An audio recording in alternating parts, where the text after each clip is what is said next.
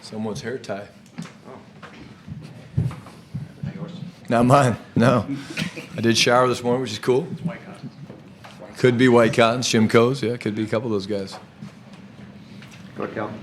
Calvin Watkins, Dallas Morning News. We saw that Diggs and Guyton were on injury full participants. What's your confidence level that you'll have them Thursday night? Yeah, I think trending in the right way. We've got our meeting with the training staff after practice today, but both guys are, like I said, working their butts off to try to get back and be ready to go, and we'll see how they do today. Today's kind of, as you guys know, a different schedule than what we've had here the last couple of years, where we'll still be running around doing things, and then tomorrow goes to more of a walkthrough. So Friday's kind of your day to figure out, hey, what are we thinking?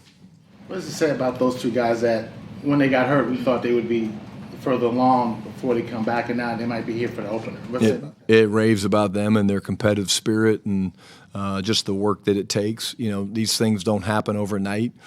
Trayvon's a guy that, really, truly, when he came back and started working closely with Britt and the trainers, just took huge leaps and strides, and so proud of him for the way he's attacked this injury and how bad he wants to get out there and play. We have to make the decision of, is he ready to go? He is certainly pushing to do that. And then, when the thing happened with Guyton, we weren't sure. We thought it could be much, much worse. But we also thought this thing could drag on first couple weeks. But these guys have not missed a beat, man. They're here all the time. Players' days off. They're in here getting treatment, and they've all had the vision of getting back. Why?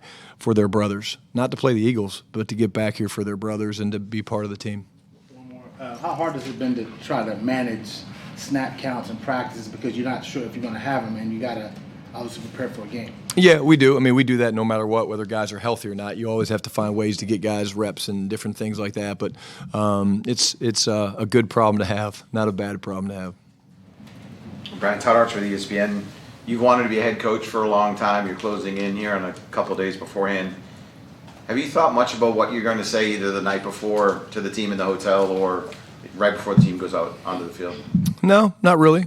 I think here's the way I view this, and it's funny, I actually caught myself doing this the other day, our bonus Monday. I kind of called the team up, and I kind of got a little fiery and excited about, playing the Eagles and, prime time and all that stuff. And I went to bed that night. I was like, what are you doing? Like, you know better than that.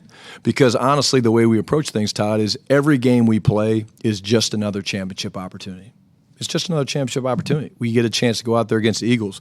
You don't get extra credit for beating the Eagles in Philly on primetime than you do for beating the Giants at noon in AT&T Stadium. So what I don't want these guys to do, and I think the coaches are a big part of this, is go in there and try so hard. Oh, we're playing the Eagles. I'm going to do so hard. They're going to make mistakes if they do that. Play free. It's football. Fly around. Love being around with your brothers, man. Just run to the football. Celebrate. Have fun. And so, again, it's going to be pretty consistent throughout the course of the deal. We're guaranteed 17 of these. This is the first one of that. I think our guys will play well. But again, that's kind of going to be my message most weeks. Dak used the term super excited, I think, 15 or 16 times on time we talked with us. What's your level of excitement to see what Pickens and Lamb can do for real out there in a real game?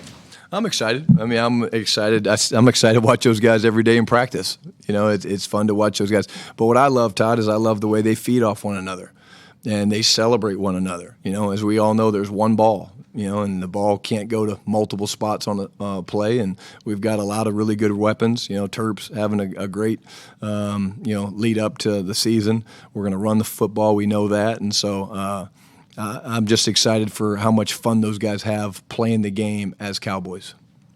John Machota with The Athletic. Now being around George Pickens for a while, what would you say gives you the most confidence that he'll be able to hit the ground running week one, despite not playing in the preseason? Yeah, just the consistency that we see every day in practice, the work that he's gotten with Dak. It's one of those situations where, like, these guys with now having a true game plan. We didn't have game plans going in the preseason, so now having real game plans, they're throwing specific routes that they're going to be throwing in the game, so you can get a lot of very specific, refer to as me to you factor throws, where I'm throwing this ball to you, and okay, let's work out the kinks here. They've been working really, really hard on that. But the one thing I know about George is he's looking forward to the moment because he loves playing the game of football, and I think again he'll step up and play well, but also with a lot of passion come Thursday night. With you knowing Dak, when you guys made that move, did you think that the rapport between him and George was click the way it has? Yeah, but again, I don't think it was just Dak. I think a big part of it's GP and how GP came in here. And GP's been humble, and GP's been all about, hey, whatever's best for the team. And then CD leaning into GP. So this was never a question about Dak's ability to interact. I'm not that guy that wants one guy to connect with somebody else or anything like that. This is more about just GP's willingness to come in here and open himself up and be vulnerable with our guys in the locker room. And I'm all about guys being authentic to who they are. And so, but like I said, from day one, it's been awesome. Nick Harris, Full Start Telegram. You've been building this offense the whole offseason, working with Dak and training camp. How excited are you to finally just put it on the field on Thursday night? So excited just again to see how these guys take the stuff that we've been practicing and get it out there. Obviously going against a great defense. Ton of respect for Vic Fangio and what he has done in his crazy career, and their defense is very, very talented. They're very simple. Their ability to communicate non-verbally is quite astonishing, to be honest with you. They're tied and aligned on the same page with things, and it'll be a tremendous challenge for us. But our guys will be up to it, and I think we'll play well. And then it'd be your first time building an opening script in a couple of years. Have you already done that, or are you going to do that the day of the game? No, I'll start that kind of this afternoon and leading into tomorrow, and we'll get a chance to kind of walk through it a little bit, before we go play. But it's a little bit like riding a bike. You kind of know what you want. Doesn't mean it always works, Nick. It doesn't always work. Sometimes you got to adjust. That's what opening game football is about, man, making adjustments. So we'll see. Joe Hoyt, Dallas Morning News. You mentioned that nonverbal stuff that Vic Fangio does. I guess from an offense perspective, even in scouting, how do you try to pick up on stuff? When do you recognize, hey, that's nonverbal, and what can that do for you guys in terms of providing challenges during the game? Well, they make everything look the same. They do a really good job. It all looks the same. It all comes out of the quarters-based deal. Somebody did send me, I died laughing, Vic talking to Devontae Smith before practice, one of the practices, and talk about cover two. Well, Vic's not a cover two guy, so there you go. Are they going to play a lot of cover two? Vic, shoot me a text if you're going to play a lot of cover two. I'd love to know. But again, they're well coached, man, and they play hard. But there was a situation where I think it was Washington was running a formation, and they had looked like an automatic, the formation blitz called, and Washington changed the strength, and they didn't check up, and they ended up bringing a pressure to the other side, which they need to do. And you just, as a football coach and a football savant that I was once referred to, you're like, that's really cool shit. So they're really good. And then Javonte Williams, Dak Prescott said his nickname for him is valedictorian Tay because of how well he prepares, and he was a valedictorian previously in his life. How have you seen kind of that ability from Javonte in the meetings and stuff, and what he is able to do to translate that to practice? Well, Javonte was a little salty today. North Carolina, they had a rough start last night, and then he lost to Terp. We gave him another shot, so they both were 25 in college. So Terp beat Javonte, so TCU's up 2-0 on UNC. But it's funny, I'll tell you a quick story about Javonte. We were doing a move the ball period, I think a week or so ago, maybe one of the Frisco practices, and I kind of pulled a play that we hadn't run in a while. And I was kind of standing back behind the huddle, and I was like, hey, Javonte, you have this. And he looked back. He's like, Shotty, I got you. I got it. But, yeah, he gives you confidence. I think he gives Dak confidence. And I think that's what you love about the guy is, man, his preparation is top-notch. Patrick. Hey, Coach. Patrick Walker, DallasCowboys.com. Circling back to the offense, you were rightfully hell-bent on keeping things vanilla as possible in the preseason. 7-hour? Yeah, 7-hour. Yep. Just talk about how excited you are and knowing that you still, and the importance of having that element of surprise going into week one. Well, it's the only chance we ever get to do it. Next year there's going to be hopefully 20-plus games for people to look at of us. Again, there's just, when you put a new staff together, Patrick, it doesn't matter whether it's offense, defense, special teams. Why would you want to already give a very, very talented defense and an incredible coach and Vic and his staff? And why would you want to give them those opportunities to kind of prepare for things? Do they know we're going to run the football? Yep. Do they know we're going to try to throw the ball to George and CD? Yep. Is Terp going to be involved? Yep. But they don't have to see exactly how we're going to build those things.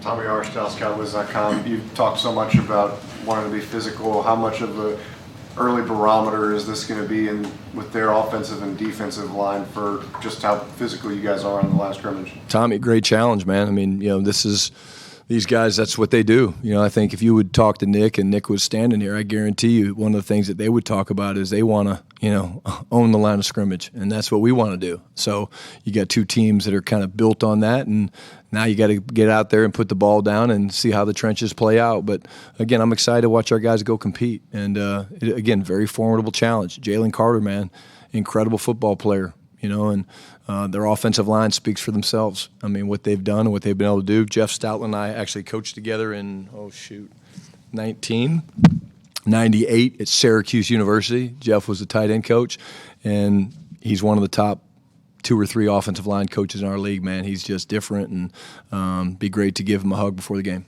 And then Tyler Booker, how do you gauge his readiness ahead of an assignment like Carter and Davis? You guys know Book, man. He's excited about the opportunity to go play football. He's played against great players. I don't know if he and Jalen ever matched up. They probably didn't. They probably missed each other with both guys, leaving early. But again, Jalen's going to win some battles. Book's going to win some battles, and that's football, man. And if you can't get excited about that going into a matchup in a game, hey, man, I get to block Jalen Carter. How cool is that? And Book is ready for the challenge, but it'll be a fun one to watch. Garrett Podell, CBS Sports. Brian, you held Javonte Williams out of the preseason. How do you feel like he's physically equipped to handle lead running back responsibilities? Yeah, I have no questions about it, Garrett. He's played plenty of football. We practice very physically when we have pads on. We actually, on Wednesday, we had we were running inside run, and safety came running down. It was actually Elijah Clark came running down, and Elijah had gotten him a couple plays earlier. Tay got a little high, and Elijah got him, and Tay got a little lower, and Elijah felt it. And so I don't worry about Javonte. He plays the game one way. He's physical, and he plays it with passion and really good pad level. Quickly on Dak entering his 10th season, how have you seen him really just grow from the time that you've been here since 2022 on the field, off the field here entering? He hasn't really changed, man. I commend the guy for the way he prepares every day. Here we are. It's Friday in our world. So we're putting in red zone, 2-minute things like that. And when I tell you, when we're up there talking and installing the plays, and here's what they've done, and this and that, and just to see the guy, man, just compete in the classroom, man, writing everything down and asking great questions, and taking responsibility for different things. Hey, I might do this here or there. I mean, that's something you learn as you get older. I'm sure Dak wouldn't, hey, Shotty, I got something to add here, boom. When he was a rookie, he probably wouldn't have done that. But now he's just so comfortable in what we're doing and in his place on this football team that you get excited when guys do that. Ed Werder, WFAA. You've talked about creating a physical identity and your determination to emphasize running the football.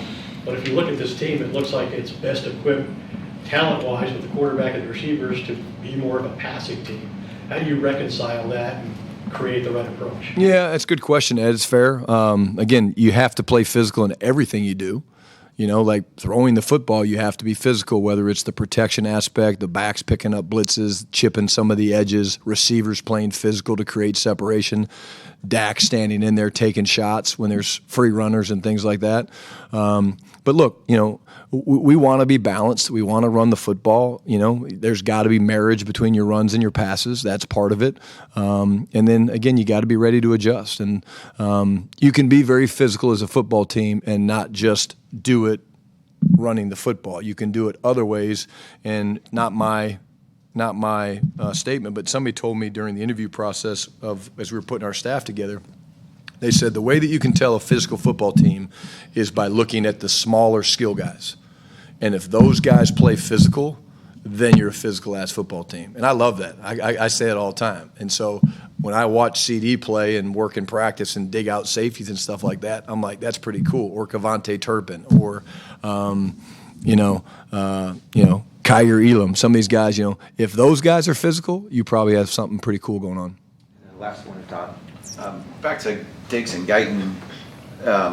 If they are available to play, how mindful are you of what they haven't been able to do for a good portion of the summer? And is it easy to mix and match them? Like you see different corners play, but usually in offensive line, it's hey, it's your 5 guys and you roll with them. Do you work through all that? Yeah, again, it's a little too early to speculate. I would say it's a little easier to mix and match your corners. You're right about that. You know, you're not putting your left guard, right guard in, and then taking them out every couple series. That's not desired. But again, we'll see how today works, and we'll see how the meeting goes this afternoon. We'll certainly have a plan, but it's much more flexible with receivers or DBs than it is with linemen.